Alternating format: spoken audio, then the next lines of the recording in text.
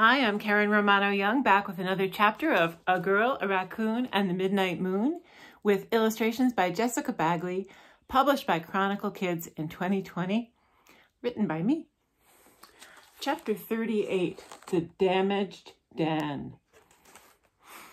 October 21st to 22nd.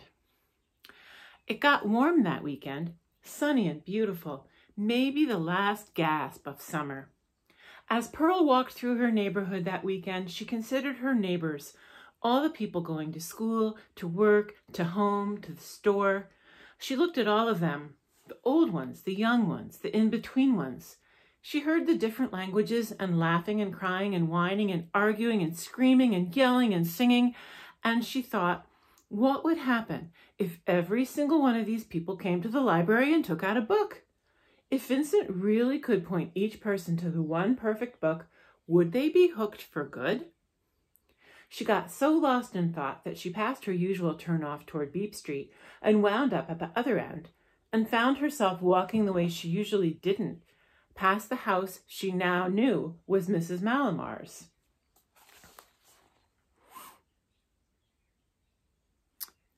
There was the little mail slot, easier to see now that the early autumn cold had destroyed some of the ivy. Pearl examined the garden. It was full of kitschy cute pastel plastic fairies, little tables and chairs, and a sun-bleached rosin frog holding a washed-out pastel sign that said, "Don't piss off the fairies." Smart. Mrs. Malamar really lived here, but her front yard was made of things designed to make it look like imaginary creatures lived here instead. Like whoever resided at 22 Beep Street was a bit of an eccentric. It was a ruse, a perfect way to fool regular people into never dreaming that anyone actually inhabited 22 and a half, much less a raccoon. That gave Pearl an idea that was so fantastic she couldn't stop grinning. She left, giggling down the street. A sidebar about dumpsters. They have high metal sides and they can be lethal. They can have great stuff inside with the potential to change your life or your art. Don't get into one if you don't have a plan for how to get out, unless you're trying to create some drama, because that's what you'll get. This sidebar is dedicated to the fine work of artists everywhere, and also to my brother, Eric L. Malamar, by M.A.M. The lights were on in Francine's windows, and here came Granny pulling her wagon. What luck, thought Pearl, and she marched right up to her.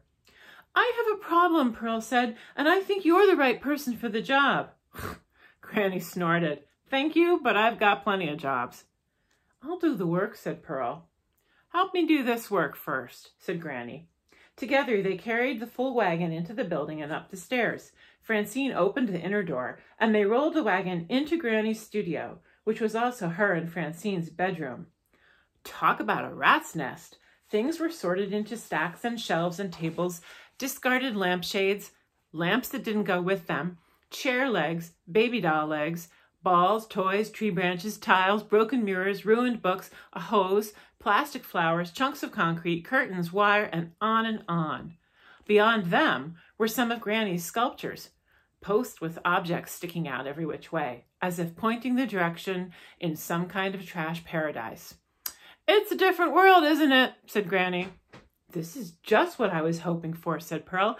"I need to make clues to a raccoon world. Nobody can know but us. Here's what I want to do."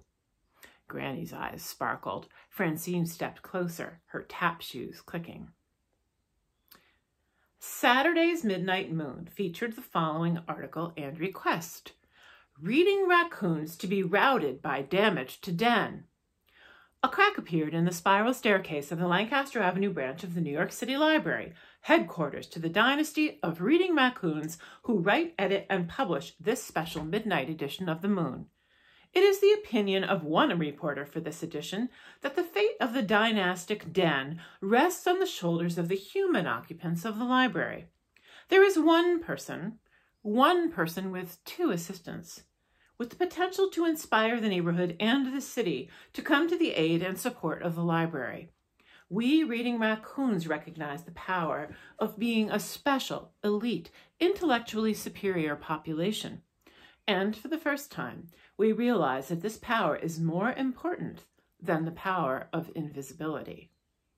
Recently, this paper has become aware of the theatrical gifts of certain human children, and so it announces an open call to our own caboodle of kits. The parents of raccoons with charisma, or who have ever wanted a moment in the moonlight, should reply to MAM. Mary Ann was kept incredibly busy, to the point where she and Pearl worried she might be overwhelmed by responsibility. Her to-do list included: write Rax Rex, short for Raccoon Recommendations, a new column of books to read. How I like a catchy column name. The first list included such gems as The Kissing Hand. The Kissing Hand by Audrey Penn, illustrated by Ruth E. Harper and Nancy M. Leake, Children's Welfare League of America, 1993. Treehouse Chronicles. Treehouse Chronicles, One Man's Dream of Life Aloft by S. Peter Lewis and T.B.R. Walsh, TMC Books, 2008. And even Nuts to You. Nuts to You by Lynn Ray Perkins, Green Willow, 2014, which was about those other tree dwellers, the squirrels, whose own reading abilities were sadly lacking. Cover Her Beat, writing her regular pieces for the paper, reporting on neighborhood developments. Give Pearl editorial input on the even more expanded and even more dramatized story for the Halloween Hell. And audition young performers for their own great masking performance. As is often the case in the arts, it's all about who you know. Thank you for listening. More tomorrow. So long.